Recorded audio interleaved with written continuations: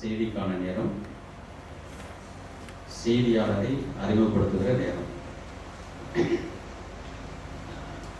செய்தியாளரை அறிமுகப்படுத்த வேண்டும் என்று சொன்னால் நிச்சயமாக அவங்களுக்கு ஆசீர்வாதமாக இருக்கும். நமக்கு நன்கு பரிச்சயமான இந்த ஆலயத்துக்கு கிடைத்த ஒரு கிஃப்ட் தான் நினைக்கிறேன் நான், இல்லைங்களா? ஏன்னா எங்கள் வீட்டில் ஒரு ப்ரேயர் மீட்டிங் ஃபஸ்ட்டு வச்சோம். வைக்கிறப்ப திடீர்னு பார்த்தா ராஜேஷ் சார் இருக்கார்.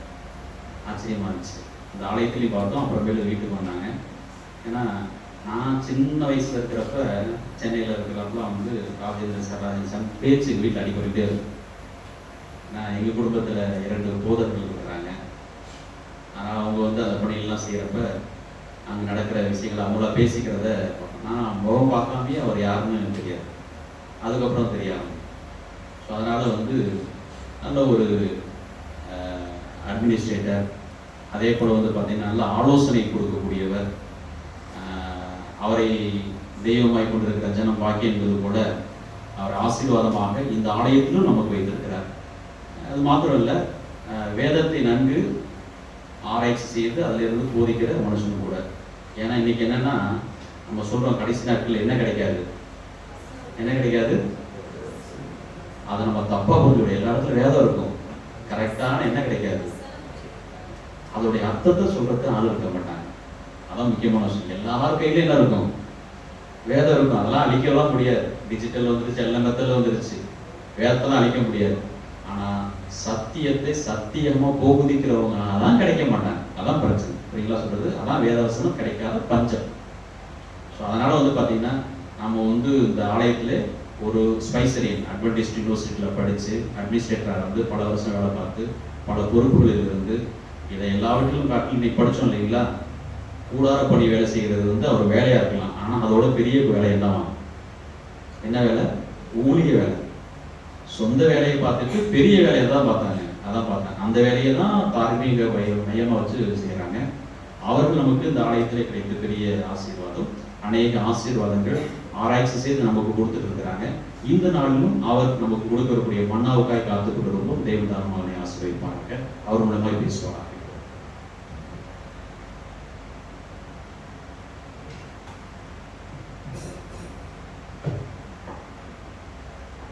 அனைவருக்கும் ஓய்வு நாள் வாழ்த்துக்கள். Happy sabbath. சத்த வார்த்தை. Okay, happy sabbath. ஆண்டவர் கிருபையாக நமக்கு இந்த நாளை கொடுத்திருக்கிறார். இந்த நாளும் அவரோடு கூட நாம் சற்று உறவாட, நேரத்தை செலவழிக்க, அவரை பற்றி புரிந்து கொள்ள நம்ம கொடுத்திருக்கிற தருணத்திற்கு நாம் கர்த்தரை துதிப்போம். எனக்கு இவ்வளவு இன்ட்ரடக்ஷன் கொடுப்பாருன்னு நான் யோசிக்கல. ஏன்னா இங்கே வந்து 8 வருஷம் ஆயிடுச்சு இப்போ. ஆனாலும் அறிமுகம் தேவையில்லாத ஒரு நபர் தான் நான். சாதாரண ஒரு நபர். ஆண்டவர் என்னையும் இந்த அகால பிறவி சொல்லி பவுலார் சொன்ன மாதிரி என்னையும் ஆண்டவர் இன்னும் உபயோகித்துக் கொண்டிருக்கிறாரே, அதுதான் ஆச்சரியத்திலும் ஆச்சரியமான ஒரு உண்மை. ஆண்டவர் நடத்தி கொண்டிருக்கிறார். அவருக்கு என்னுடைய கடைசி மூச்சு இருக்கிற வரைக்கும் அவரை நான் மேன்மை பாராட்ட வேண்டும், மகிமைப்படுத்த வேண்டும். அவருடைய துதி எப்பொழுதும் என் வாயில் இருக்க வேண்டும் என்று சொல்லி நான் ஜெபித்துக் கொண்டே இருக்கிறேன். காலம் கடந்து சென்று கொண்டிருக்கிறது. நாம் இன்றைய நாளின் சத்தியத்திற்கு கடந்து செல்வதற்காக தலைகளை தாழ்த்தி ஜெபிப்போம். எங்கள் அன்பின் ஆண்டவரே, உம்முடைய பரிசுத்த நாமத்திற்கு நாங்கள் துதியும் சோஸ்திரத்தையும் மகிமையும் செலுத்துகிறோம். இந்த நாளிலும் நீர் நாங்கள் உம்முடைய பாதத்தருகிலே அமர்ந்து உம்மை குறித்து நாங்கள் அறிந்து கொள்ளவும், நீர் எங்களை எதற்காக அழைத்தீரோ அதை நாங்கள் புரிந்து கொள்வதன்படி நடப்பதற்கும் எங்களை ஒப்புக் கொடுத்தவர்களாக இருந்திருக்கிறோம். அடியனை மறைத்துக் கொள்ளும். அடிய நல்ல உங்களுடைய வார்த்தைகள் பேசட்டும், எங்களை உணர்த்தட்டும். நாங்கள் இன்னும் உமக்கு செய்ய வேண்டிய காரியங்களை, எங்களுடைய வாழ்க்கையில் மாற்ற வேண்டிய காரியங்களை மாற்றும்படிக்கு நாங்கள் ஒப்புக் கொடுக்கிறோம். இயேசுவின் இனிய நாமத்திலே தாழ்மையோடு ஜெபிக்கிறோம் பிதாவே, ஆமென். நான் உட்கார்ந்து யோசிச்சுட்டு இருந்தேன். நான் 4th ஸ்டாண்டர்ட் படிக்கும் போது இருந்து எனக்கு நினைவுகள் இருக்கிறது. அதுக்கு முன்னால கொஞ்சம் தெரியல எனக்கு. 4th ஸ்டாண்டர்ட்ல நடந்த சம்பவங்கள். அப்ப இருந்து எல்லாத்தையும் யோசிச்சுட்டு இருப்போம். ஒரு கிராமத்தில் தான் இந்த பகுதியில் திருநெல்வேலி மாவட்டம், இப்போ தூத்துக்குடி மாவட்டம், அங்கே வளர்ந்து கொண்டு இருக்கும் பொழுது மாலை ஆனால் என்ன செய்வோம் பிள்ளைங்க, இப்பெல்லாம் நம்ம பிள்ளைங்க இங்கே போகிறாங்க விளையாடவும், வீட்டை சுற்றிலும் இருக்கிற பிள்ளைங்கள் விளையாடிட்டு இருப்போம். விளையாடிட்டு இருக்கும்போது திடீர்னு பார்த்தோன்னா ஒருத்தர் கத்துவான், டே அங்கே பாரு அப்படிமா. மேலே போயிட்டு இருக்கோம், என்ன போயிட்டு இருக்கோம், ஏரோப்ளேன் போயிட்டு இருக்கோம். அங்கே சிகப்பு விளக்கு அணைந்து சென்று கொண்டிருக்கும். உடனே அவனவனுடைய கற்பனைக்கு என்ன இருக்கிறதோ அதை பேச ஆரம்பிப்பார்கள். ஏன் அது எப்படி இருக்கும் தெரியுமா அப்படின்னு கண்ணு ரெண்டு வெளியில வந்த மாதிரி பேசிட்டு இருப்போம். ஏனென்றால் ஒரு அறிவும் அதை குறித்து கிடையாது. அப்போ பெரியது, அதுக்கடுத்து கப்பலை கட்டி பேசினா அது ஒரு ஊர் மாதிரி இருக்குமா அப்படின்னு சொல்லி பேசின நினைவுகள்லாம் எனக்கு இருக்கிறது. இப்பவும் அப்படித்தான் பேசுறாங்க. எத்தனை பேர் இந்த ஃப்ளைட்ல போகாதவங்க இருக்கிறீங்க இங்க? நம்ம சர்ச்சை ஒரு ஆர்கனைஸ் பண்ணி ஃப்ளைட்ல இங்க இருந்து மெட்ராஸ் வரைக்காவது கூட்டு போகணும், சரியா? அன்றைக்கு ஒரு போதகர் இடத்துல பேசி கொண்டிருக்கும் போது அவர் சொன்னார், எங்க சர்ச் விசுவாசிகள் எல்லாம் பெங்களூர் வரைக்கும் நான் ஃப்ளைட்ல கொண்டு போயிட்டு அன்னைக்கு சுத்திட்டு ட்ரெயின்லயோ பஸ்லயோ நான் கூட்டு வரணும்னு சொல்லி பிளான் பண்ணியிருக்கேன் ஐயா அப்படின்னாரு. ரொம்ப சந்தோஷமா இருந்துச்சு. இத்தனை கரங்கள் போகும்னு சொல்லி கற்பனையில் கூட நான் யோசிக்கல. எனக்கும் ஒரு ஆவல் இருந்தது. எப்போ வரைக்கும் தெரியுமா? 96 என்று நினைக்கிறேன். 94 இங்கிருந்து போனோம். 94வது வருஷம் தான். இங்கிருந்து நாங்கள் மீண்டும் சென்னைக்கு போனோம். அப்போ ஒரு நாள் திடீரென்று நான் யூனியன் ஆஃபீஸ்க்கு வரவழைக்கப்பட்டேன். அன்னைக்கு ஜனவரி 31ஆம் தேதி என் பையன் பிறந்த நாள்.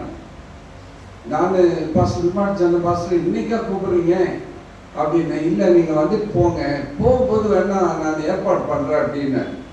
எப்படியாவது நீங்கள் போய் சாயங்காலம் போய் உங்கள் பையன் பிறந்த நாளும் கொண்டாடிடலாம். அப்போது நானும் அன்றைக்கு ராத்திரி கிளம்புனேன். அன்னைக்கு போனேன். போய் சந்தித்து பேச வேண்டிய காரியங்களை பேசி முடித்து விட்டு எனக்கு ஃப்ளைட் டிக்கெட் கொடுத்தார். ஃபர்ஸ்ட் டைம் ஃப்ளைட்டில் நான் ஏறுறேன். ஒரு பக்கம் எனக்கு ரொம்ப சந்தோஷம், இன்னொரு பக்கம் வீட்டில் அவன் அழுதுட்டு இருப்பானே, அதனால பிறந்த நாள் கொண்டாடுறதுக்கு போயிடுவோங்கிற பெரிய ஒரு நம்பிக்கை. மெட்ராஸில் இறங்கி போயிட்டேன். அப்போ தான் ஃபர்ஸ்ட் டைம் மேலே பறக்கிறேன். அது மாலை நேரம், சாயங்காலத்தில் தான் ஃப்ளைட் இருந்துச்சு. அப்பவும் ஜன்னல் ஓரத்தில் உட்காந்து பார்த்துக்கிட்டே வந்தேன். அப்போ என்ன, இப்போ ஃப்ளைட்டு போனாலும் ஜன்னல் ஓரத்தில் உட்காந்து பார்க்கறது தான் எனக்கு பழக்கம். அதுவும் ஆண்டவர் கிருபையிலே நான் வேலை பார்த்த கடைசி 5 வருடங்கள் அடிக்கடி ஃப்ளைட்டில் தான் போயிட்டே இருப்பேன். பஸ்லையோ ட்ரெயின்லையோ போனதே கிடையாது, எல்லாமே ஃப்ளைட் தான். ஆயிரக்கணக்கான போட்டோக்கள் எடுத்திருப்பேன். இந்த மேலே பறந்து கொண்டு இருக்கும் பொழுது போட்டோக்கள் எடுத்திருப்பேன். என்னத்தை மேலே போகும்போது என்ன தெரியும், 45,000 55,000 அடி உயரத்தில் பறந்து கொண்டு இருக்கும் ஃப்ளைட்ல இருந்து பார்த்தா என்ன இருக்கும்? மேகம், வேற ஒண்ணுமே இருக்காது. மேகத்தை தாண்டி ஒரு ஆகாயம் தெரியும். அங்கே சூரிய ஒளி கதிர்கள் வருவது அவ்வளவு ஆச்சரியமாக இருக்கும். ரொம்ப ரசிப்பேன் நான். என்னுடைய பழைய போட்டோக்கள் எல்லாம் நீங்க எடுத்து பார்த்தீங்கன்னா அவ்வளவு போட்டோஸ் எடுத்திருப்பேன். அந்த சூரிய ஒளி கதிர்கள் வருவதும் அந்த மேகங்கள் ஊடாக கடந்து செல்வதும்.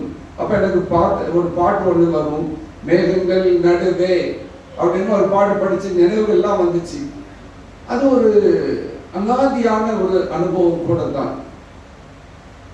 இன்றைக்கு யார் விண்ணுலகிலே வானத்திலே அதிகாரம் செலுத்திக் கொண்டிருக்கிறார்? எந்த நாடு? ஓகே, அமெரிக்கா, ரஷ்யா, உக்ரைனா, உக்ரைனா இல்லைங்க, இந்தியா, ஓகே, இன்னொன்று சீனா.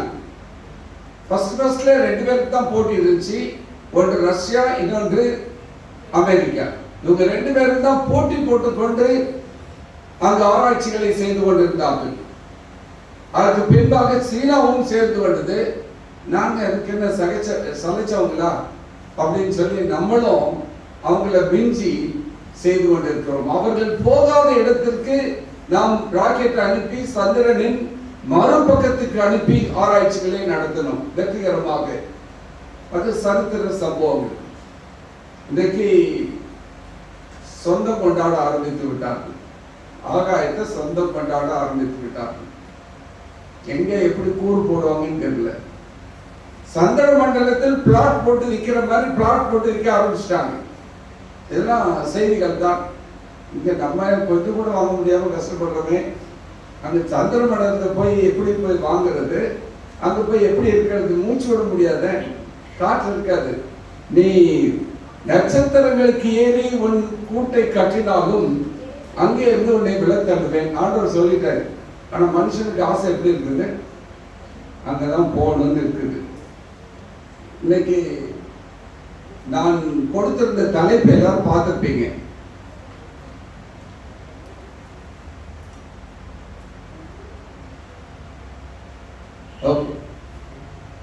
உலகத்தில் அந்நியன், வானத்தில் எனது அதிகாரம். என்ன ஒரு வித்தியாசமான தலைப்பு இருக்கும். அந்த புரோஷரை பார்த்துட்டீங்கன்னா நான் யாரை பற்றி பேச போறேங்கிறது உங்களுக்கு தெரிஞ்சிருக்கும். அதாவது அறிந்த ஒரு பகுதி, அறியாத சில சத்தியங்களை நாம் படித்துக் கொள்ள போகிறோம். படிச்சதானே அப்படின்னு சொல்லிட்டு கடன் செல்ல முடியாது. நாம் மீண்டும் மீண்டும் படிக்க படிக்க ஆவியானவர் நமக்கு அநேக பாடங்களை உணர்த்துவார். இது இறுதி கால சபைக்கு மறைக்கப்பட்ட ஒரு அடையாளம். மறந்துடாதுங்க. இறுதி கால சபை யாரு? கேட்கல எனக்கு. யார் அந்த லவோதிக்க சபை? நம்ம தான். நானும் சொல்றதுக்கு ஏன் தயங்குறீங்க? நம்ம தான். நமக்கு தேவன் வைத்திருந்த ஒரு மறைக்கப்பட்ட அடையாளத்தை தான் நாம் இன்று தியானிக்க போகிறோம். அதுக்கு முன்னால ஒரு காரியம், செவன்த்-டே அட்வென்டிஸ்ட் சபை ஒன்று மட்டும்தான் டைப் அண்ட் ஆன்டி டைப் என்று சொல்லி ஒரு கோட்பாடுகளை நமக்கு சொல்லிக் கொடுத்திருக்கிறார்கள்.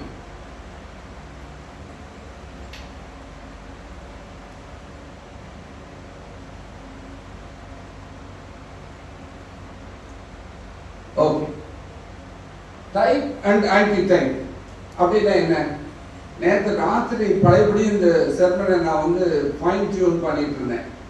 அப்பதான் யோசிச்சேன், இந்த டைப் அண்ட் ஆன்டி டைப் என்பது எத்தனை பேருக்கு புரிஞ்சிருக்கும் அப்படிங்கிறது எனக்கு ஒரு சின்ன கேள்விக்குறி இருந்தது. நீங்கள் அநேகர் அறிந்திருப்பீர்கள். ஆனாலும் இதை நாம் சரியாக புரிந்து கொண்டால்தான் நாம் செவன்த்-டே அட்வென்டிஸ்ட் சபை நமக்கு கற்றுக் கொடுக்கிற எல்லா சத்தியங்களையும் நாம் சரியாக புரிந்து கொள்ள முடியும். அதனால தான் இதை கொஞ்சம் சொல்லணும் அப்படின்னு சொல்லி நான் தீர்மானித்தேன். வாலிபர்கள் இருக்கிறீர்கள்.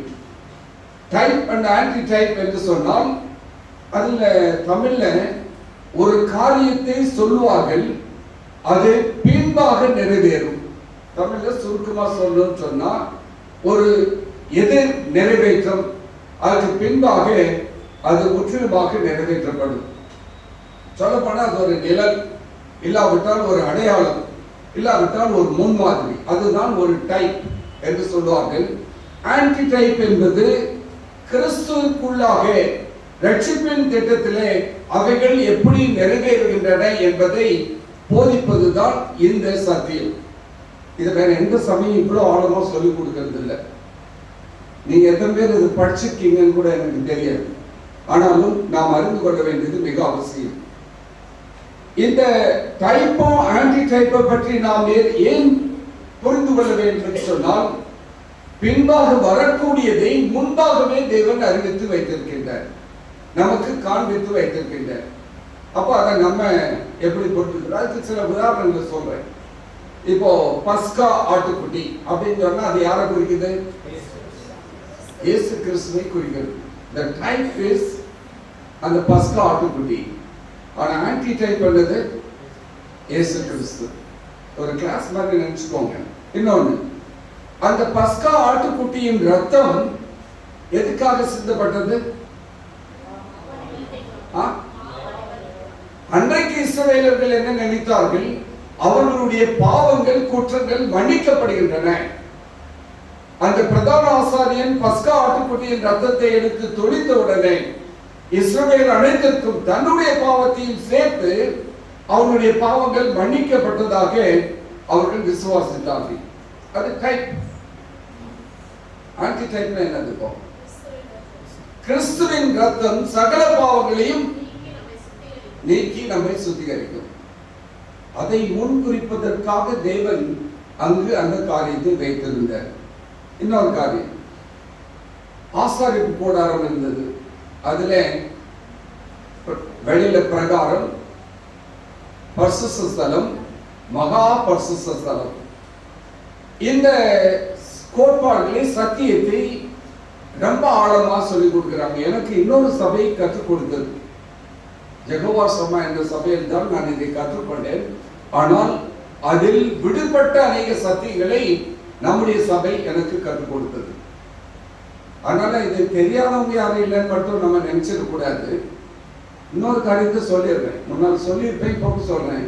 ஓய்வு நாளை பற்றி எனக்கு சொல்லிக் கொடுத்தது யார் தெரியுமா? செவன்த்-டே காலத்தில் சொல்லிக் கொடுக்கல. ஒரு பெந்தைக்கோஸ்தே சகோதரி, சிலோன் பெந்தைக்கோஸ்தே சகோதரி தான் எனக்கு ஓய்வு நாளை பற்றி யூதர்கள் ஆசரித்து வருகிற நாளை குறித்து சொன்னார்கள். அதனால பின்னாடி எனக்கு இவங்கெல்லாம் வந்து சொல்லும் போது பெரிய கஷ்டமா எனக்கு தெரியல, எளிதாக கற்றுக்கொள்ள முடிந்தது. இன்னைக்கு தேவன் பரலோகத்தில் அதை போல மகா பரிசுத்த ஸ்தலத்திலே இருக்கிறார். நமக்காக பிரதான ஆசாரியனாக இயேசு கிறிஸ்து பரிந்து பேசுவதற்கு செல்கின்றார் என்பதை, கிறிஸ்துவின் ஆசாரிய ஊழியத்தை அங்கு குறிப்பதற்காக தேவன் வைத்திருந்தார். சரி, மிருகங்களை பலியிட்டார்கள் இல்லையா? ஆடு, மாடு, புறாக்கள் பலியிடப்பட்டன. எதுக்காக? அவங்க தகுதிக்கு ஏற்ற மாதிரி அவங்களுடைய பாவங்களுக்கு போய் பலி செலுத்தினார்கள். எதுக்காக? அவங்களுடைய பாவங்கள் மன்னிக்கப்பட வேண்டும். அது எதை குறித்தது? நமக்காக கிறிஸ்து பலியாக அங்கு சிலுவையிலே மன்னிக்க போகின்றார். இதெல்லாம் நாம் சரியாக புரிந்திருக்க வேண்டும்.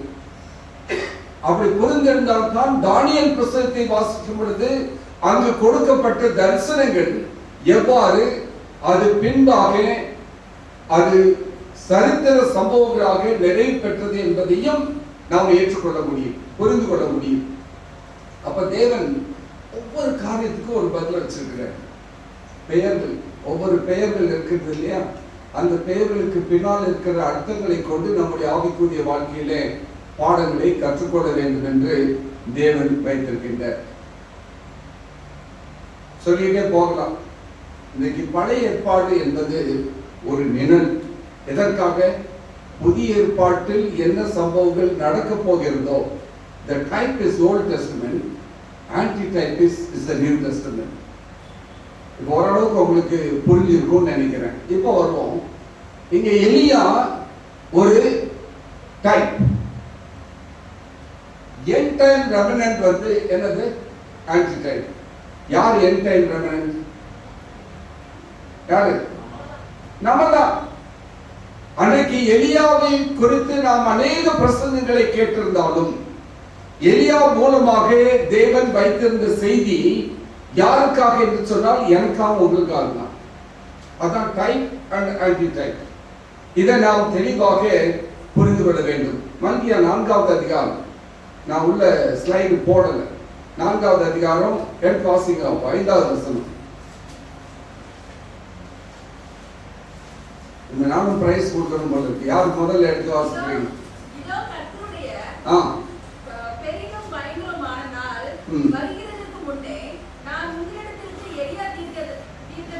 கர்த்தருடைய பெரிய பயங்கரமான நாள் வரும் முன்பாக நான் எலியாவை அனுப்புவேன். எலியா வருவாரா? கர்த்தருடைய பெரிதும் பயங்கரமான நாட்கள் வரப்போகிறது. அதை நம்ம கொஞ்ச நாள் படிச்சுட்டு இருந்தோம். இப்ப எத்தனை பேருக்கு நினைவு இருக்குதா? ஸ்டான்லி நினைவு? யாக்கோபின் இக்கட்டு காலத்தை குறித்து படித்துக் கொண்டிருந்தோம். 2 தடவை என்னமோ பேசுறேன்னு நினைக்கிறேன். அதுக்கப்புறம் எல்லாரும் மறந்துட்டோம். நான் ஆயத்தமாக தான் இருக்கிறேன். எப்போ கூப்பிட்டாலும் பேசுறதுக்கு ரெடியாக தான் இருக்கிறோம். அந்த இக்கட்டு காலங்கள் வருவதற்கு முன்பாக எலியாவை நான் அனுப்புவேன் ஆண்டவர் சொன்னார். அப்போ எலியா தீர்க்கதரிசி மீண்டும் பிறந்து வரப்போறாரா? மீண்டும் வரப்போகிறாரா? ஆமாவா இல்லையா? பிரசன்னா சொல்றாப்புல, ஆமான்னு சொல்றாப்புல. நீங்க என்ன சொல்றீங்க? நாம் தான் அந்த எலியாக்கள். அவரோட போறது இல்ல. அதான் அந்த டைப்போ ஆன்டி டைப்போ உங்களுக்கு இவ்வளவு தூரம் நான் விளக்குனது காரணம். எலியா மீண்டும் வரப்போவதில்லை.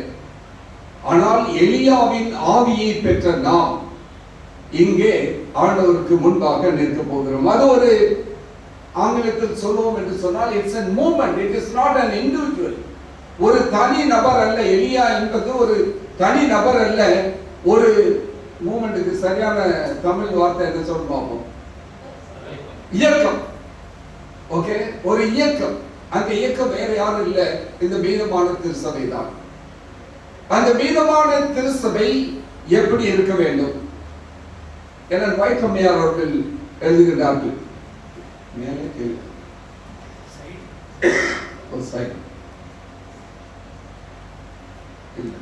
ஓகே, என வைக்கம்மையார் அவர்கள் எழுதுகிறார்கள். In the last days God will have a people who will stand as Elijah stood. எலியா கதை நமக்கு தெரியுமா இல்லையா? எலியா எங்கே நின்றார்? கர்மேல் பர்வதத்திலே நின்றார். யாருக்கு முன்பாக நின்றார்? ஆகாப் எசபேலுக்கு முன்பாக நின்றார். எங்கெல்லாம் அவர் போய் நிக்கணுமோ அவர் நின்றார். எலன் வைத்தமையார் அவர்கள் சொல்கிறார்கள், இந்த கடைசி நாட்களில் தேவன் தமக்கென்று ஒரு கூட்டத்தை வைத்திருக்கிறார். அவர்கள் எலியா நின்றதை போல நிற்பார்கள். நீங்க நம்ம அப்படி நிக்கிறோமா அப்படிங்கிற கேள்வி வரணும். முன்னால ஒரு பிரசங்கம் பண்ணேன், எலியாக்கள் எங்கே? எத்தனை பேருக்கு ஞாபகம் இருக்குதோ இல்லையோ தெரியல. எலியாக்கள் எங்கே? தேவனுடைய எலியாக்கள் என்ன, எங்கே இருக்கிறார்கள்? அப்போ இந்த கடைசி நாளில் இருக்கிற நம்முடைய மீதமான திருச்சபை எலியாவின் செய்தியை கொண்டு செல்கிறவர்களாக இருக்க வேண்டும். The Elijah's message. எலியா என்ன செய்தி கொண்டு போனாரு? கொஞ்ச நேரத்துல பார்ப்போம். தெரியும், நமக்கு தெரிஞ்சது. தெரியாத ஒண்ணு இல்லையே. நம்மள மாதிரி தெரிஞ்சவங்க யாருமே இல்லை. இப்ப பாருங்க, எங்க நிக்கிறாரு? கீலேயாத்தின் குடிகளிலே திஸ்பியன் ஆகிய எலியா. திஸ்பியன் ஆகிய எலியா இவர் எங்க இருந்து வந்தாரு? அப்பா அம்மா பேர் இருக்குதா? இவருக்கு அப்பா பேர் இல்லை, அம்மா பேர் இல்லை. எந்த வம்சத்திலிருந்து வந்தாருன்னு தெரியாது. இவருக்கு ஒரு பின்னணியும் கிடையாது. திடீர்னு ஒரு நாள் ஆகாப் முன்பாக எலியா வந்து சொல்றாரு. என்ன சொல்றாரு? இந்த 3 வருஷத்துக்கு மழை பெய்யாது. எவ்வளவு நாளைக்கு? 1260 நாட்களுக்கு மழை பெய்யாது அப்படின்னு உங்களுக்கு உடனே என்ன ஞாபகம் வரணும்? 1260 வருஷங்கள் அந்த தீர்க்க தரிசனங்கள் நினைவிற்கு வர வேண்டும். இதுதான் டைப் அண்ட் ஆன்டி டைப் நீங்க ஞாபகத்தில் வைத்துக் கொள்ளுங்கள். அப்ப அவர் சொன்னார் மழை பெய்யாது என்று சொன்னார். இன்னைக்கு நான் போய் நம்ம சீஃப் மினிஸ்டர் விஜய்கிட்ட போய் இனிமே 3 வருஷத்துக்கு நம்ம தமிழ்நாட்டில் மழை பெய்யாது என்று சொன்னால் நீங்களே சிரிப்பீங்க. அவங்க என்ன செய்வாங்க? பைத்தியம் பிடிச்சிட்டு போலக்கு கீழ்பாக்கத்துக்கு கொண்டு போங்கன்னு சொல்லுவாங்க. ஆனால் இங்கே எலியா சொன்னார், நடந்தது. அது யாக்கோபு அழகா எழுதுற இல்லையா?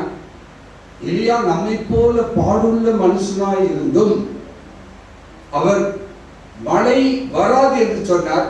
பின்னால மழை வேணும்னு சொன்னாரு, மழை வந்துச்சு. இன்னைக்கு இந்த திஸ்பி என்கிற வார்த்தையை குறித்து நாம் சற்று தியானிக்க போகிறோம். முதல்ல இந்த தலைப்பை என்ன கொடுத்திருந்தேன்னா திஸ்பியன் தான். நம்ம சில நேரங்களில் கெத்தா நம்ம ஊருக்கு அவங்க சொல்லுவாங்க, நான் மதுரைக்காரன்டா அப்படிம்பாங்க, நான் திருநெல்வேலிக்காரன்டா அப்படின்னு சொல்லுவேன். சரியா? இது நாம் பெருமையாக நாம் வந்த பகுதியை குறித்து சொல்கிற ஒரு வார்த்தை. இந்த திஸ்பியன் யார்? அந்த அவருக்கு பேர் என்ன? அந்த திஸ்பியன் என்று சொன்னால் பிரிவினை இல்லாவிட்டால் பிரிக்கப்பட்டவர்கள், இல்லாவிட்டால் ஸ்ட்ரேஞ்சர் என்ற அர்த்தமும் உண்டது. அப்படின்னு யாரு? அந்நியர்கள். சோஜர்னர், நாம் கடந்து செல்கிறவர்கள், தற்காலிகமாக குடியிருப்பவர்கள். பெர்மனன்ட் கிடையாது. இது ஏதாவது நமக்கு பொருந்துதா? நமக்கு பொருந்துதா இல்லையா? பேசலாம் நீங்க. நான் ஒரு டீச்சரா பண்றேன் இன்னைக்கு. இது நமக்கு பொருந்துகிறதா? என்ன பிரதர் பூப்பாண்டி? மூணுமே பொருந்தது. நாம் உலகத்திலிருந்து பிரிக்கப்பட்டவர்கள், நாம் உலகத்தாருக்கு அந்நியர்களாக இருக்கின்றோம். மூன்றாவது என்னது? நம்முடைய குடியிருப்போ பரலோகத்தில் இருக்கிறது. இயேசு கிறிஸ்துவின் ரட்சகர் வருவதற்காக நாம் காத்துக் கொண்டிருக்கிறோமே. அப்படின்னா நாம் இங்கு தற்காலிகமாக குடியிருந்து கொண்டிருக்கிறோம். இன்னைக்கு பாடத்தை எடுத்துட்டு இருந்தாங்க, நேரம் இருக்கும்போது படிங்க. 81வது பக்கத்துக்கு திருப்புங்க பார்ப்போம். சாபஸ்கூல் புக் வச்சிருக்கிறவங்க 81வது பக்கத்துக்கு திருப்பினீங்கன்னா ஒரு 6 பாயிண்ட் கொடுத்திருக்கிறாங்க. யாராவது சத்தமா வாசிங்க பார்ப்போம். அவிசுவாசிகளுடன் அந்நிய நுகத்திலே பிணைக்கப்படாதிருப்பீர்களாக. அவர்கள் நடுவிலிருந்து புறப்பட்டு இல்ல இந்த எங்க வாசிங்க? அவர்களுக்குள்ளே 3வது பாராகிராஃப்ல வாசிங்க. நான் அவர்களுக்குள்ளே வாசம் பண்ணி. இல்லம்மா, 81வது பக்கம் அடுத்து 6 வேண்டுகோள்களின் வழியாக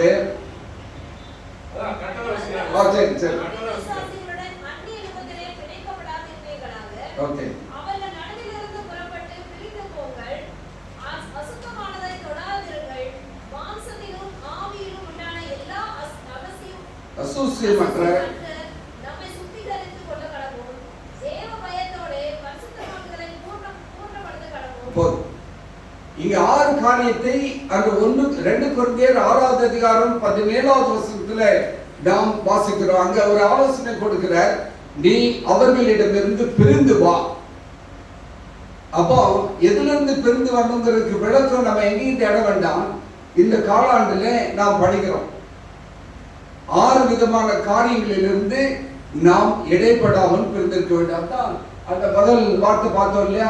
நாமும் பிரிக்கப்பட்டவர்கள், உலகத்திலிருந்து பிரிக்கப்பட்டவர்கள். இந்த திஸ்பியன் என்று சொன்னால் அவன் உலகத்திலிருந்து பிரிக்கப்பட்டவனாக இருந்தான். ஆனால் தான் அவனுக்கு வம்சம் கிடையாது, தகப்பன் கிடையாது, யாரு எந்த ஊரும் கிடையாது. ஊர் மட்டும் சொல்றாங்க, திஸ்பியன் ஆகிய எலியா. இன்னும் கொஞ்ச நேரத்தில் வரப்போறோம். அந்த திஸ்பியா எங்க இருக்குது, திஸ்பி எங்க இருக்குன்றதை பார்ப்போம். இவனுடைய வாழ்க்கையிலே உலகத்திலிருந்து பிரிக்கப்பட்டவனாக இருந்தான். அவனுக்கு என்று ஒரு தனி அடையாளம் இருந்தது. ஏன் கடவுள் வானத்தை அடைத்தார் தெரியுமா? அவன் திஸ்பியன் என்பதனாலே. இன்னைக்கு நாம் திஸ்பியர்களாக இருக்கின்றோமா? இந்த எலியாவை போல நாம் திஸ்பியர்களாக இருப்போம் என்று சொன்னால், நீங்களும் நானும் ஜெபம் பண்ணாலும் தேவன் வானத்தை அடைப்பார். அந்த விசுவாசம் நமக்கு இருக்குதா? இந்த திஸ்பியன் செய்த ஒரு காரியம் என்ன செய்தான் என்று சொன்னால், பிரிவினை, அந்நியனாக இருந்தான், தற்காலிகமாக குடியிருந்து கொண்டிருந்தான். இந்த திஸ்பியன் செய்த காரியம் உலகத்தில் இருந்து பிரிவு. ஆனால் எங்கே இணைக்கப்பட்டிருந்தான்? தேவனோடு இணைக்கப்பட்டிருந்தான். A horizontal separation but a vertical authority. இங்கே நமக்கு சமமாக இருப்பதிலே நாம் பிரிக்கப்பட்டிருக்கிறோம், நாம் பிரிந்திருக்கிறோம். ஆனால் தேவனோடு உள்ள காரியத்திலே நாம் உறவாடுவதன் மூலமாக நமக்கு அதிகாரத்தை தேவன் கொடுக்கின்றார். அதான் திஸ்பியன். இன்றைக்கு நம்முடைய வாழ்க்கையில என்ன இருக்கிறது? இந்த திஸ்பியனுக்கு இன்னொரு அர்த்தம், அந்நியன், பரதேசி, குடியிருப்போன்னு சொன்னேன். இது ஒரு பெயர் மட்டும் அல்ல, இது நம்முடைய நிலை. இல்லாவிட்டால் நம்முடைய குணாதிசயம், நம்முடைய வாழ்க்கை எப்படி இருக்கிறது? எபிரேயர் 11:13 வாசிங்க. எபிரேயர் 11வது அதிகாரம் 13வது வசனம். இவைகள் எல்லாரும் வாக்குத்தத்தம் பண்ணப்பட்டவைகளை அடையாமல் தூரத்திலே அவைகளை கண்டு நம்மை அணைத்துக் கொண்டு பூமியின் மேல் தங்களை அந்நியரும் பரதேசிகளும் என்று அறிக்கையிட்டு விசுவாசத்தோடே மறுத்தார்கள். எப்படி மறுத்தார்கள்? இவர்கள் அந்நியரும் பரதேசியரும் என்று சொல்லி மறுத்தார்கள். இன்னைக்கு நம்ம எதெல்லாம் விட்டு கொடுக்கிறதுக்கு ரெடியா இருக்கிறோம்? எதையெல்லாம் விட்டு கொடுப்பதற்கு, ஆண்டவருக்கு என்று விட்டு கொடுப்பதற்கு நாம் அந்நியரும் பரதேசிகளுமாக இருக்கின்றோம். We are not supposed to compromise with the world. We have to resist and we have to call the sin by its name. பாவத்தை பாவம் என்று அழைக்கக்கூடிய ஒரு தெம்பு மனதில் இருக்க வேண்டும். அந்த உறுதி நமக்கு இருக்க வேண்டும். அதைத்தான் இந்த எலியா செய்தார். எலியா உலகத்தில் தான் இருந்தார். எங்கே இருந்தாரா? இல்ல, இங்கதான் இருந்தார். ஆனால் அவருக்குள்ளாக என்ன இல்லை தெரியுமா? உலகம் இல்லை. எலியா உலகத்தில் இருந்தார், ஆனால் உலகம் எலியாவுக்குள்ளே இல்லை. இன்னைக்கு நம்ம அந்த கேள்வி கேட்டு பார்ப்போம்.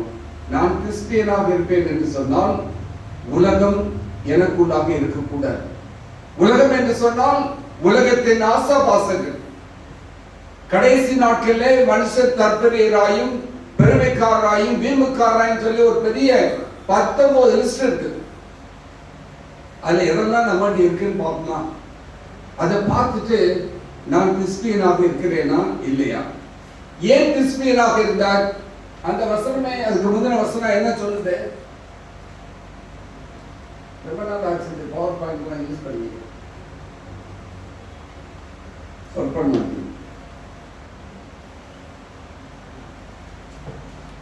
அந்த என்ன பார்த்தோம்? அந்நியன், பிரிக்கப்பட்டவன், சரியா, பரதேசி, இந்த 3 காரியம். ஆனால் அதுக்கு முன்பாக திஸ்பியனாகி எலியா எங்க இருந்து வந்தானா? கீலேயாத் குடிகளிலே. 17ஆம் அதிகாரத்துக்கு வந்தீங்கன்னா வாசிக்கலாம். அங்கே கீலேயாத் குடிகளிலே திஸ்பி என்ற இடத்திலிருந்து வந்தவர் தான் இந்த யாரு? நம்ம எலியா. இந்த கீலேயாத்தை பற்றி ஒரு 2 நிமிஷம் பார்த்துருவோமா? அடுத்த ஸ்லைட் போடணும். கீலேயாத் என்பது தேவ பிரசன்னம். அடுத்த ஸ்லைட். ஓகே. அது என்பது ஒரு நகரம் மட்டுமல்ல, மிகவும் புகழ் பெற்றது. அநேக போர்கள் நடைபெற்ற இடம். ஆன்மீக அர்த்தம் கொண்டது. எலியா வாழ்ந்த இடம். அதை ஒரு ஒப்புமையாக மோஸ்ட் ஹோலி எக்ஸ்பீரியன்ஸ் என்று அங்கு நான் போட்டுக்கிறேன். காரணம் என்ன தெரியுமா? அது 1 ராஜாக்கள் 17ஆவது அதிகாரம் 1ஆம் வசனத்தை யாராவது எடுத்து வாசிங்க. ஆகாபை நோக்கி, உன் வாக்கின்படியே அன்றி இந்த வருஷங்களிலே பனியும் மழையும் பெய்யாதிருக்கும் என்று இஸ்ரவேலின் தேவனாகிய கர்த்தருக்கு முன்பாக நிற்கிற நான் அவருடைய ஜீவனை கொண்டு சொல்கிறேன். எங்க நிற்கிறாரா? இன்னொரு வாசிக்குமா அந்த வசனத்தை? மத்தியில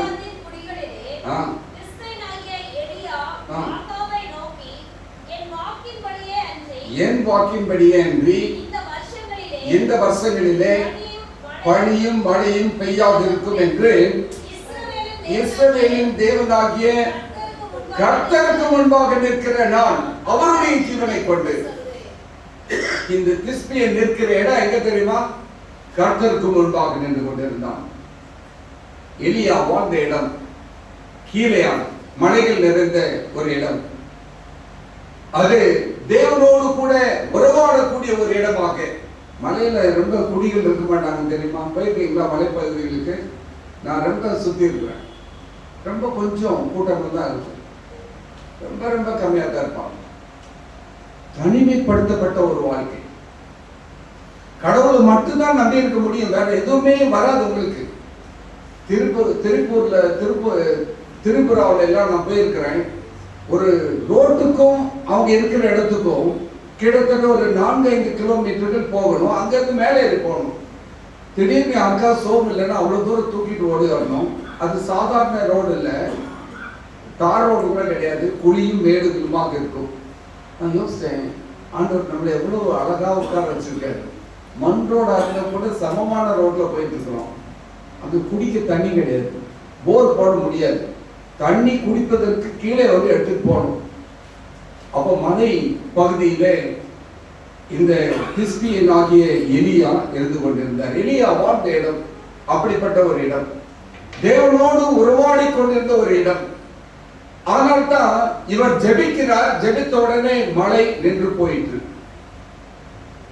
இங்க எலியா தேவனுக்கு முன்பாக நின்று கொண்டிருந்தார். இன்னைக்கு நீங்களும் நானும் தேவனுக்கு முன்பாக நிற்கிறோமா? இதுதான் ஆசாரிப்பு கூடாரத்தின் செய்தி. இந்த ஆசாரிப்பு கூடாரத்திலே ஆசாரியர்கள் எங்கே நிற்கிறார்கள்? தேவனுக்கு முன்பாக நிற்கிறார்கள், தேவ பிரசன்னத்திற்கு முன்பாக நிற்கிறார்கள். இன்றைக்கு நாம் எங்கே இருக்கிறோம் தெரியுமா? தேவ பிரசன்னத்திற்குள்ளாக அமர்ந்திருக்கிறோம்.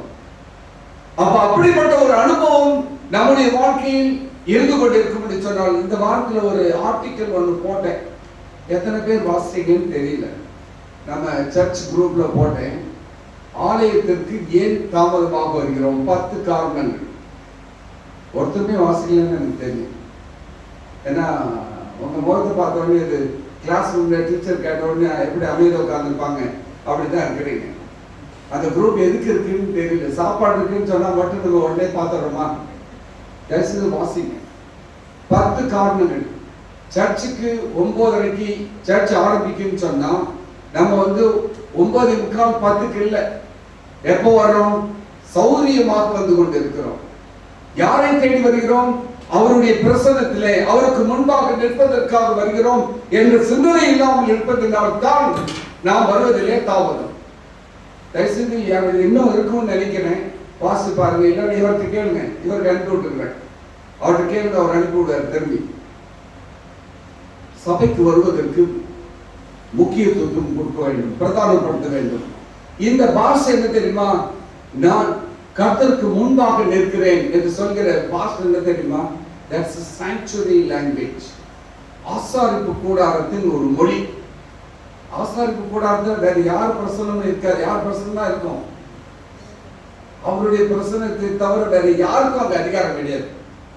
எலன் வைட்டமியார் அவர்கள் எழுதுகின்றார்கள், those who stand in the presence of God will reflect his character. Steps to Christ chapter 8-10 நீங்க முழுமையாக வாசித்து பார்ப்பீர்கள் என்று சொன்னால், நாங்க எந்த ரெஃபரன்ஸ் கொடுக்கல. ஸ்டெப்ஸ் டு கிரைஸ்ட்னு ஒரு புக் உண்டு.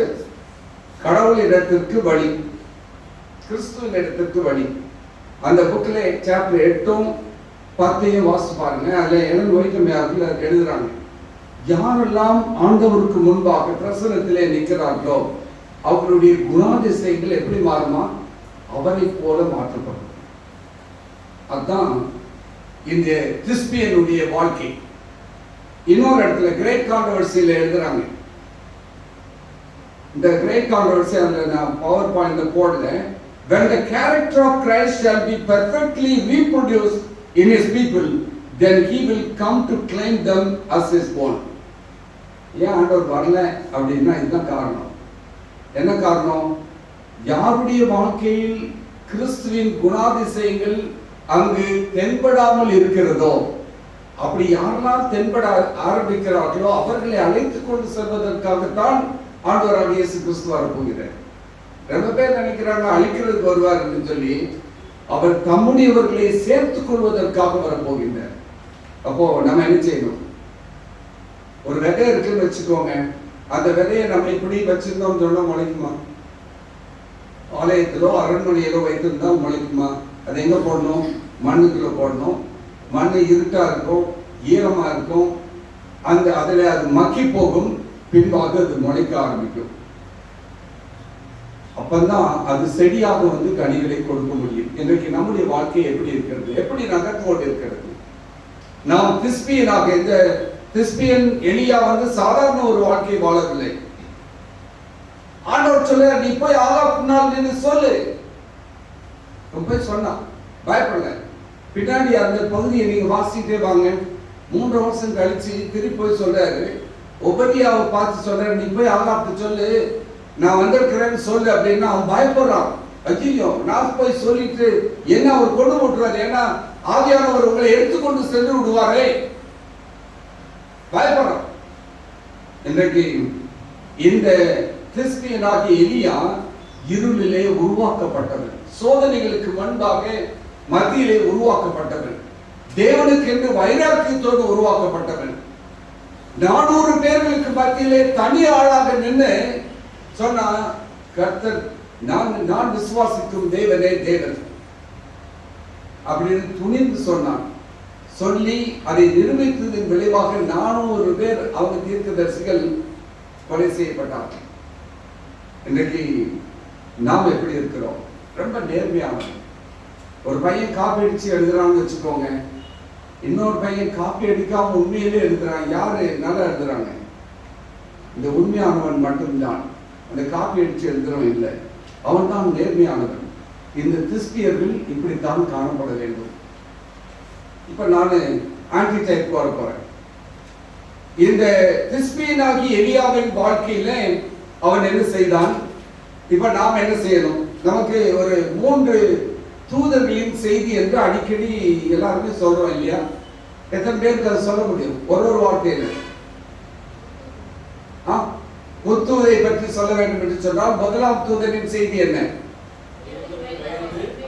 தேவனுக்கு பயப்படுங்க, பாபிலோன் விழுந்தது, யாரோ நாம் இதை ஆராதிக்க கூடாது, எந்த விதமான மிருகங்களையோ வேறு எதையுமே நாம் ஆராதிக்க கூடாது. இதைத்தான் உலகத்திற்கு நாம் சொல்ல வேண்டியவர்களாக இருக்கின்றோம். அப்படின்னு சொன்னா நம்ம அதை செய்யறோம். நான் கிறிஸ்டியனாக இருக்கிறேனா? இதுல ஒரு கம்பேரிசன் கொடுத்திருக்கிறோம்.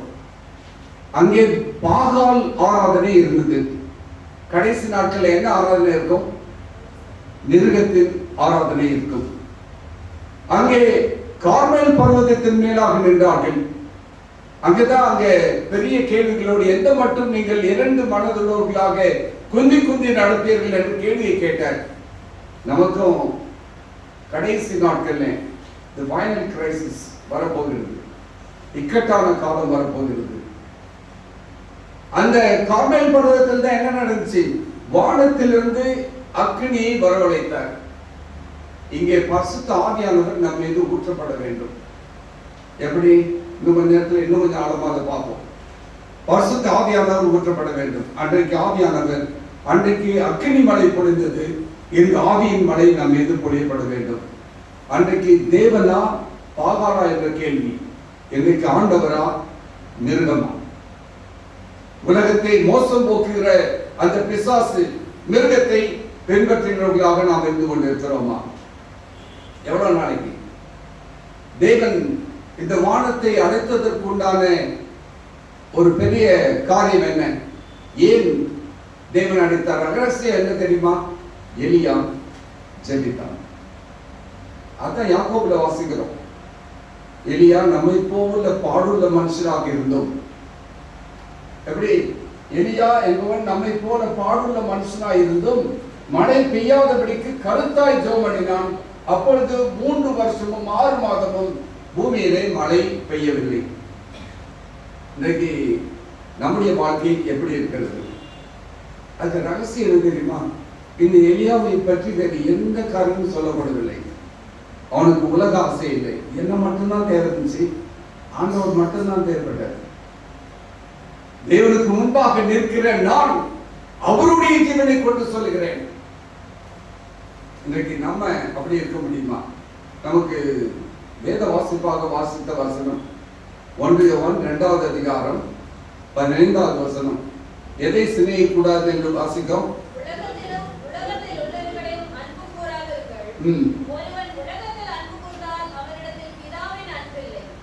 உலகத்திலும் உலகத்தில் உள்ளவைகளும் அன்பு கூறாதீர்கள். இந்த கிறிஸ்பியனாகிய எலியா செய்த காரியம், அவன் உலகத்தை பார்க்கவில்லை, ஆண்டவருடைய சமூகத்திலே நின்று ஆண்டவர் சொல்லுகிறதை மட்டும் செய்கிறவனாக இருந்தான். இன்னொரு காரியமா இருக்குது, Jezebel system versus end time அபோஸ்டசி. கடைசி நாட்களில் நடைபெற போகிற பிசாசின் மாய்மாலமான காரியங்கள் எப்படி இருக்கும் என்று சொன்னால், எலியாவின் காலத்திலே இஸ்ரவேல் ராணி என்னென்ன காரியங்களை செய்தாலோ அதை போல இருக்கும். அவள் பாகாலை, அதன் தீர்க்கதரிசிகளை ஊக்குவித்தாள், அவர்களுக்கு பலிபீடங்களை கட்டினாள், அவர்களுக்கு ஆராதனைகள் செய்தார்கள். ஆனால் தேவனுக்கு அல்ல. நம்ம அப்படியே செய்ய போறோம் அப்படிங்கிற கேள்வி வரும். அப்படி இல்லை. நாம் உலகத்தோடு நாம் நம்பிக்கொண்டிருக்கிற விசுவாசத்தை ஒப்புரவாக்கிக் கொள்வோம் என்று சொன்னால், அந்த எசபேல் செய்த காரியத்தை தான் நாம் செய்ய போகிறோம். When we try to compromise the faith what we are having, then we are not less than Jezebel, Queen Jezebel. எந்தெந்த விதத்தில் நாம் செய்கின்றோம்? இந்த உலகத்தில் அது ஒன்று நடக்க போகுது. உலக அரசியலும் சபையும் ஒன்று சேரும். அன்னைக்கு முடி வந்துடும், கவலைப்படாது. இன்றைக்கு அது வேகமாக நடந்து கொண்டிருக்கிறது. மதத்தை அரசியலிலே அரசாட்சிக்குள்ளாக திணித்து அந்த மத சட்டங்களை ஏற்றுவதற்கு அவர்கள் செய்து கொண்டிருக்கிறார்கள். கிரேட் கார்னவர்ஸ் என்ற புத்தகத்தில் எழுதுகிறார்கள், கம்மியார் அவர்கள் எழுதுகிறார்கள். 445 46 வரைக்கும் வாசிச்சு பாருங்க, பார்த்தோம். The union of the church and state will bring persecution. இக்கட்டு காலம் எப்போ வரும் தெரியுமா? அந்த இக்கட்டு காலங்கள் எப்பொழுது அரசாங்கமும் நம்முடைய சபையும், நம்முடைய சபைனா உலகளாவிய கிறிஸ்தவ சபையும் ஒன்றுபடுகிறதோ அப்போ இக்கட்டு காலங்கள் ஆரம்பிக்கும். இங்க எலியா எசபேலுக்கு முன்பாக நின்றான். எப்படி நின்றான்? ராணி நீங்க சொன்னதெல்லாம் நான் கேட்டு இருக்கிறேன்னு சொல்லி நின்றானா?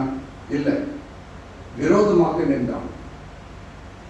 அவர்கள் செய்வது தவறு என்பதை உணர்த்துவதற்காக நின்றான். இன்றைக்கு நாம எப்படி நிற்கிறோம்? நாம் பயந்து கொண்டு நின்று கொண்டு இருக்கிறோமா? இல்லாவிட்டால் உலகத்தின் நடக்கிற சம்பவங்களை குறித்து எச்சரிப்பை கொடுக்கிறவர்களாக நாம் நின்று கொண்டிருக்கிறோமா? அதுதான் இந்த கிறிஸ்பியனாகி எலியா செய்த காரியம். அப்போ இன்றைக்கு நாம் நம்முடைய வாழ்க்கையிலே செய்ய வேண்டிய காரியம் என்ன? அப்படி நாம் செஞ்சாதான் முன்மாறி மழையும் பின்மாறி மழையும் தேவன் கொடுப்பார். ஏன் அறுவடை நடக்க மாட்டேங்குது? பின்மாறி மழை வரவில்லை. ஞானஸ்தானத்தின் மூலமாக நாம் முன்மாறி மழையை பெற்றுக் கொள்கிறோம். பெந்தேகோஸ்து நாளிலே ஆவியானவர் ஊற்றப்பட்டார் அல்லவா? முன்மாறி மழை அங்கு வந்தது. யோவேல் தீர்க்கதரிசி எழுதுகின்றார், நான் கடைசி நாட்களிலே முன்மாறி மழையும் பின்மாறி மழையும் கொடுப்பேன். அதான் இன்றைக்கு நாம் காத்து கொண்டிருக்கிறோம். பின்மாரியை மழையை பெறுவதற்காக காத்துக் கொள்ளுகிறவர்களுடைய வாழ்க்கை இந்த திஸ்பியனின் வாழ்க்கையை போல இருக்க வேண்டும். திஸ்பியனின் வாழ்க்கை என்று சொன்னால் பிரிக்கப்பட்ட, வேறுபடுத்தப்பட்ட, அந்நியனாக, உலகத்தை சாராதவனாக, உலகத்தை நேசிக்காதவனாக இருக்கக்கூடிய ஒரு வாழ்க்கை இருக்கும்போது மட்டுமே நமக்கு பின்மாறி மழை பெய்யும், நாம் பெற்றுக்கொள்ள முடியும். அது வரைக்கும் இல்லைன்னு இல்லைதான். இங்கே எலியா மழையை நிறுத்தினான். பின்னாடி போய் என்ன சொன்னான்? வரும் மழை வரும், ஆகாவே நீர் ரதத்தை கட்டிக்கொண்டு செல்லும். அவன் கட்டிட்டு போனான், நனைஞ்சிட்டான். ஒரு வார்த்தை தான். அந்த அவனுடைய வேலைக்காரன் நம்பவில்லை. நீ போய் பாரு, பாட்டு படிக்கிறோம். என்னது? கையளவு மேகம் கனமழை பொழிந்தது என்ற பாடலை பாடுகிறோமே. தேவன் ஒரு பெரிய மழையை கொடுத்தார். அது என்ன தெரியுமா? தேவன் நியாய தீர்ப்பையும் மீட்பையும் நமக்கு கற்றுக் கொடுக்கின்றார். மழை பெய்யாது என்று சொன்னார், மழை பெய்யும் என்றும் சொன்னார். இன்றைக்கு நம்முடைய வாழ்க்கையில நாம் பாவத்தில் நாம் திளைத்தோர்களாக ஜீவித்துக் கொண்டிருப்போம் என்று சொன்னால் நியாய தீர்ப்பு நம் மீது வரும். நாம் மனம் திரும்பி ஆண்டவரை ஏற்றுக்கொள்வர்களாக இருப்போம் என்று சொன்னால் கிறிஸ்துவின் வருகையில நாம் மீட்கப்பட்டவர்களாக செல்ல முடியும். இன்னொரு இடத்துல என்ன வைட்டமின் அவர்கள் சொல்கின்றார்கள், the later rain will fall upon those who are prepared. பின்மாரி யார் மேல பெய்யும்? யாரெல்லாம் ஆயத்தமா இருக்கிறாங்களோ அவங்க மேல தான் பெய்யும். சும்மா எல்லார் மேலேயும் நம்ம ஊர்ல மழை வந்த மாதிரி பராது. யார் ஒருவர் கிறிஸ்பியனாக தன்னை ஒப்பு கொடுத்த ஒரு வாழ்க்கை வாழ்கின்றார்களோ அவர்கள் மீது, ஆயத்தம் செய்யப்பட்டவர்கள் மீது பின்மாறி மழை பெய்யும். இன்றைக்கு நாம் அதற்கு தயாராக இருக்கிறோமா?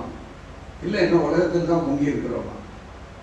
அநேகர் என்கிட்ட வந்து பேச வருவாங்க, அநேக காரியங்களை குறித்து பேசுவார்கள். நான் சொல்றேன், எனக்கு அதுக்கெல்லாம் நேரம் இல்லை, என் ஓட்டம் முடிய போகுது, இன்னும் கொஞ்ச காலம் தான் இருக்க போறேன், எவ்வளவு நாளும் தெரியாது. நான் அதை பற்றியெல்லாம் நான் சிந்திப்பதற்கு இல்லை. என் ஸ்கூட்டருக்கு பின்னால் எழுதி போட்டிருக்கேன் இல்லையா, ட்ரை ஜீசஸ். நான் இயேசுவை முயற்சித்தேன், என்னை தேவன் எவ்வாறு வைத்திருக்கின்றார், நீயும் முயற்சித்துப்பார். அதை சொல்றதுக்காக தான் ஆண்டவர் என்ன வச்சிருக்காருன்னு நான் விசுவாசிக்கிறேன். அப்படி என்றால் இந்த உலகத்தில் நாம் மூழ்கி விடாதபடிக்கு, உலகத்தின் ஆசபாசங்களிலே நாம் மூழ்கி விடாதபடிக்கு ஆண்டவரை பற்றி கொண்டு தயாராக இருக்கின்றோமா? பின்மாரி மழை பொழியும் பொழுது நாம் காத்து கொண்டு இருக்கிறோமா? கடைசியில ஏன் அந்த பின்மாரி மழை தேவை என்று சொன்னால், நம்முடைய வாழ்க்கையிலே நம்முடைய குணாதிசயங்கள் மாற்றப்பட வேண்டும். அந்த மீதமான திருச்சபைக்கு உண்டான அடையாளம் என்னவென்று சொன்னால், கிறிஸ்துவை நாம் தரித்தவர்களாக வாழ்கின்ற ஒரு அடையாளம். கிறிஸ்துவை போன்ற ஒரு குணாதிசயம் நம்முடைய வாழ்க்கையிலே காணப்பட வேண்டும். பாவத்தின் மீது வெற்றி சிறந்தவர்களாக நாம் காணப்பட வேண்டும். கற்பனைகளை கை கொள்ளுகிறவர்களாக நாம் இருக்க வேண்டும். கிறிஸ்துவின் விசுவாசத்தை உடையவர்களாக இருக்க வேண்டும். நம்ம எல்லாருக்கும் கிறிஸ்துவின் மேல் விசுவாசம் இருக்கிறது. ஆனால் கிறிஸ்துவின் விசுவாசத்தை உடையவர்களாக இருக்கிறோமா? அதுக்கு ஒரு பிரசங்கமே தயார் பண்ணி வச்சிருக்கிறேன். கிறிஸ்துவின் விசுவாசம் என்றால் என்ன? ஆண்டவர் சொன்ன ஒரே ஒரு காரியம் தான், என் சித்தம் அல்ல உம்முடைய சித்தம். இன்றைக்கு அப்படிப்பட்ட விசுவாசத்தில் நாம் இருக்கிறோமா? எலன் ஒயிட் அவர்கள் early writings என்ற புத்தகத்திலே, those who receive the seal of God must reflect the image of Jesus fully. யாரெல்லாம் நம்ம ஆண்டவருடைய முத்திரையை தரித்துக் கொள்ள வேண்டும் என்று நம்ம ஆயத்தப்படுத்துகிறோமோ, நம்முடைய வாழ்க்கையில நாம் கிறிஸ்துவை பிரதிபலிக்க வேண்டியவர்களாக இருக்கின்றோம். அப்படின்னா என்ன அர்த்தம்? No compromises, no fear, full obedience. நாம் எதற்கும் சமரசம் செய்யாமல், எந்தவித பயம் இல்லாமல், பயப்படாதே. வாக்குத்தத்தங்கள் கேட்கும் போது நல்லா இருக்கும், ஆனால் சத்தியத்திற்காக நிற்கும் பொழுது நாம் பயம் இல்லாதவர்களாக நிற்கிறோமா? முழு கீழ்ப்படுதலோடு நிற்கிறோமா? அதனால்தான் எலியாவின் வார்த்தை ஆண்டவருடைய வார்த்தையை போலவே இருந்தது. ஆண்டவர் பார்த்து அங்கே ஆகக்கடவுது என்று சொன்னார், அங்கு ஆயிற்று. இங்கே எலியா சொன்னார், மழை பெய்யாது என்று சொன்னார், பெய்யல். காரணம் என்ன தெரியுமா? இவன் தேவனுடைய குணத்தை பிரதிபலித்தான். தேவன் என்ன சொல்கிறார் என்பதை அவன் உள்வாங்கி அதன்படி அதற்காக நின்றான். அவனுடைய வார்த்தை தேவனுடைய வார்த்தை போல தேவன் அந்த காரியத்தை நிறைவேற்றி கொடுத்தார். இன்றைக்கு உலகத்துல கிறிஸ்தியர்கள் எப்படி இருப்பாங்க? மைனாரிட்டி தான். மீதமானவர்களில் மீதமானவர்கள் தான் இந்த கிறிஸ்தியர்களாக இருப்பார்கள். ஆனால் தேவனில் அவங்க யார் தெரியுமா? Authoritative people. நாம் பலம் வாய்ந்தவர்கள், அதிகாரம் உள்ளவர்கள். நீங்கள் தேவன் கொடுக்கிற அதிகாரத்தினாலே நீங்க போய் பாவம் விதிக்க வேண்டாம், வேற எதையும் செய்யக்கூட வேண்டிய அவசியம் இல்லை. ஆனால் தேவன் பாவத்தின் மீது வெற்றி கொள்வதற்கு அதிகாரத்தை தேவன் நமக்கு கொடுக்கின்றார். இன்றைக்கு நம்முடைய வாழ்க்கையில நம்ம யாருமே இல்லையே, கொஞ்சம் தான் இருக்கிறோம், கவலைப்படாதுங்க. தேவன் தேடுகிற மனுஷன் எப்படிப்பட்டவனாக இருக்க வேண்டும் தெரியுமா? பெரிய திறமை உள்ளவனாக அல்ல, பெருமை உள்ளவனாக அல்ல, தனித்து நிற்கிறவனாக தேவன் எதிர்பார்த்து கொண்டிருக்கின்றார். இந்த அங்கே தேசத்தை அழைக்காதபடிக்கு ஒரு மனிதனை நான் தேடினேன். யார் தேடுறா? எசேக்கியேல் இந்த வார்த்தை வாசிக்கிற யார் தேடுறா? தேவன் தேடுகின்றார். அந்த திறப்பிலே நிற்கத்தக்கதாக ஒருவனை தேடினேன், ஒருவனையும் காணேன். எனக்கு வலிக்குது, ஆண்டவரே என்ன கொஞ்சம் சேர்த்துக்கிட மாட்டேரா அப்படின்னு கேட்கறது மாதிரி நான் அழ வேண்டியது இருக்குது. ஆண்டவரே நீர் தேடிக்கொண்டு இருக்கிற ஒரு மனுஷனாக, எலியா எப்படி ஆகாபுக்கு முன்பாக நின்று தைரியத்தோடு பேசினானோ, தைரியமாக சொன்னானோ, என் தேவன் இதை செய்ய வல்லவர் என்பதை சொன்னானோ, அதை போல நாம் நிற்பதற்கு கடைசி நாட்களில் மீதமானவர்களாக இருக்கிற நாம் கிறிஸ்தியனாக நான் நின்று வரப்போகிற மிருகத்தின் காரியங்களுக்கு எதிராக நிற்பதற்கு நாம் இருக்கிறோமா? அங்கே கார்மேல் பர்வதத்திலே ஒரு பெரிய சோதனை. பாகால் தெய்வமா, பரலோகத்தின் தேவன் தெய்வமா? அக்னி வந்து இவருடைய காணிக்கைகளை பலியை ஏற்றுக்கொண்டது. Fire test. நமக்கு ஒரு டெஸ்ட் வரப்போகுது சீக்கிரம். எவ்வளவு சீக்கிரம் தெரியாது, சீக்கிரம் வரப்போகுது. என்ன தெரியுமா? யாராவது சொல்ல முடியுமா என்ன டெஸ்ட்னு? ஞாயிறு ஆசரிப்பு சட்டம் வரப்போகிறது. அதுதான் கார்மேல் பர்வதத்தின் ஒரு அடையாளம். அதில் நாம் நிலைத்திருப்பதற்கு காத்திருக்கிறோமா? இப்ப இவ்வளவு தூரம் நமக்கு சுதந்திரமா இருக்கும் போதே நம்ம நிக்க முடியலன்னு சொன்னா அந்த சூழ்நிலையில் நாம் எப்படி இருக்க போகின்றோம்? எல்லர் வைக்கம்மையார் அவர்கள் சொல்கிறார்கள், கிரேட் கான்ட்ரோவர்சி 65வது பக்கத்தில் சொல்றாங்க, the Sabbath will be the great test of loyalty. ஓய்வு நாள் தான் நாம் யாரை சார்ந்திருக்கிறோம் என்பதற்கு ஒரு அடையாளமாக இருக்கிறது என்று சொல்கிறார்கள். ஆண்டவர் இன்னும் ஒரு கிறிஸ்டியனை தேடிக்கொண்டிருக்கிறார். எங்க தேடுறாரு தெரியுமா? சூர்யா நகர் சர்ச்சில் தேடிட்டு இருக்கிறார். வேற எங்கேயே போக வேண்டாம், மதுரைக்குள்ள போக வேண்டாம், சூர்யா நகருக்குள்ள போக வேண்டாம். அங்க இருக்கிற இந்த சின்ன ஆலயத்துக்குள்ள உங்களையும் என்னையும் தேவன் தேடிக்கொண்டிருக்கிறார். நான் தேடினேன், ஒருவனையும் காணேன். ஆனா ஒரு காரியத்தை மட்டும் மனசுல வச்சுக்கோங்க, திஸ்பியன் இல்லாமல் பின்மாரி மலை இல்லை.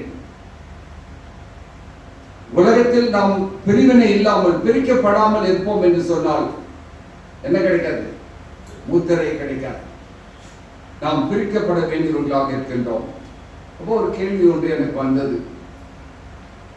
ஏனென்று சொன்னால், இந்த கடைசி கால திருச்சபை என்பது இன்னைக்கு பார்க்கிறோம், டிவியில பார்க்கிறோம், சொல்றதை கேட்கிறோம், நேரில் போய் பார்க்கிறோம், திரளான கூட்டங்கள் இருக்கிற சபை, உற்சாகமாக பாடலை பாடுகிற சபை. அதுதானா என்றால் இல்லை.